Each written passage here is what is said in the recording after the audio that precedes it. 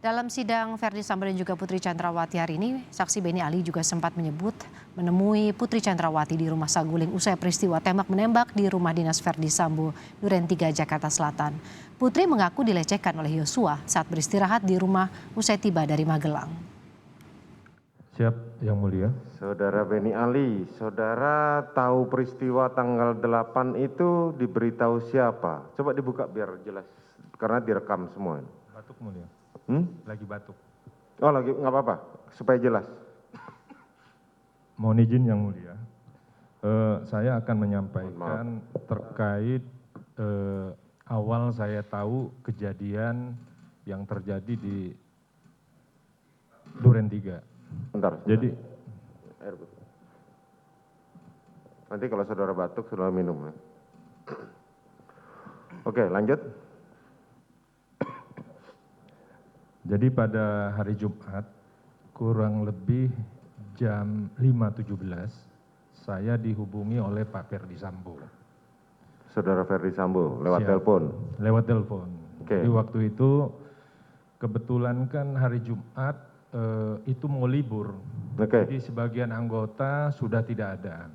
Oke. Jadi beritanya, Bang, Abang segera ke rumah, ada tembak-menembak di rumah.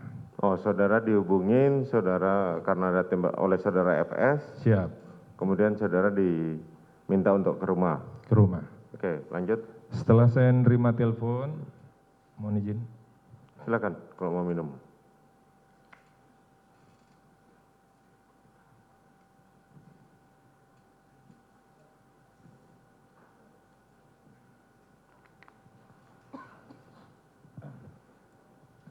Setelah saya nerima telepon, jadi saya kasih tahu Ibu Made, tolong seluruh anggota yang masih ada, suruh siaga. Maksudnya suruh kumpul.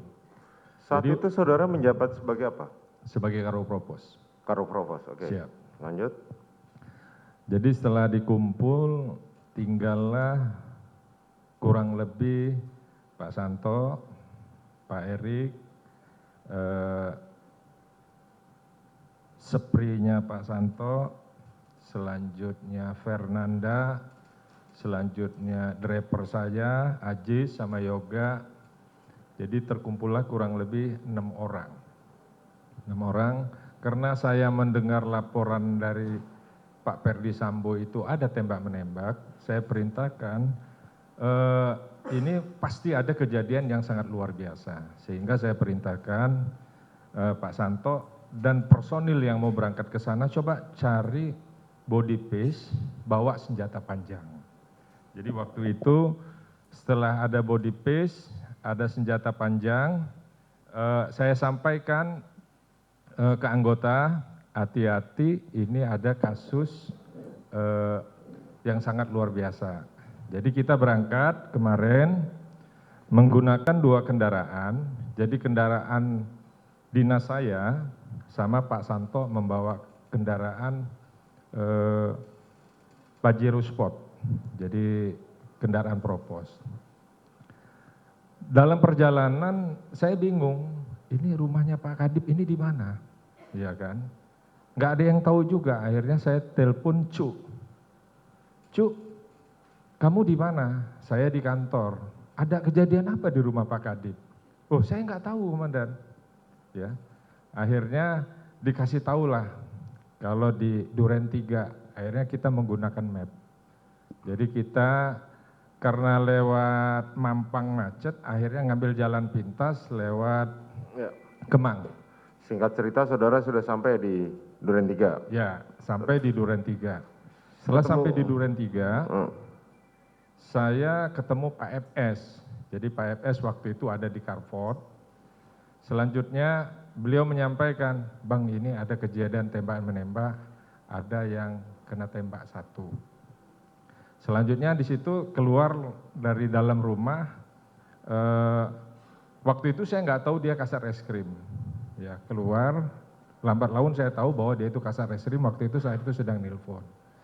Setelah saya masuk ke TKP, saya lihat di dalam TKP itu di bawah tangga, di depan gudang, ada seseorang yang saat itu saya nggak tahu, telungkup, di sebelah kiri tangan kanannya itu ada senjata.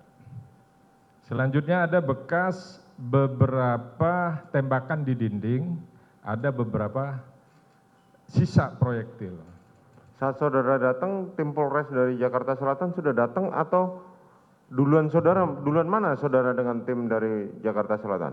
Yang datang pertama itu saya lihat ada Kasat Reskrim. Kasat Reskrim, Siap. Selesai saya melihat pengamatan umum, waktunya nggak berlamaan, kurang lebih 2-3 menit, itu datanglah unit olah TKP dari Polres Jakarta Selatan yang dipimpin oleh Samuel waktu itu. Samuel. Ya. Setelah saya tahu, saya melihat, saya bilang, silakan pelaksanaan olah TKP itu dilaksanakan oleh Polres Jakarta Selatan. Selanjutnya Polres Jakarta Selatan melaksanakan olah TKP. Kami dari Biro Propos itu melaksanakan, ada tugas kita itu pamgiat. Jadi kegiatan proses olah TKP kita melaksanakan pengamanan kegiatan tersebut. Selanjutnya saya tanyakan, ya, ini kejadiannya apa yang terjadi. Akhirnya adalah beberapa keterangan saksi. Jadi waktu itu kebetulan ada Richard. Richard itu begitu dilihat, saya sama Pak Santo, senjatanya masih ada di pinggang. Richard, saya bilang, itu senjatamu? Iya. Diserahkan di meja, selanjutnya diterima oleh Pak Santo, dikeluarkan magazin, dicek lagi ada surat, sama ada KTP, tapi suratnya itu kalau nggak salah itu nggak ada foto. Selesai itu saya tanya, ini kejadiannya gimana? Tapi nanyanya, karena waktu itu kan cepat. Saya lagi di atas Pak, sama Kuat. Oh iya, gimana ceritanya?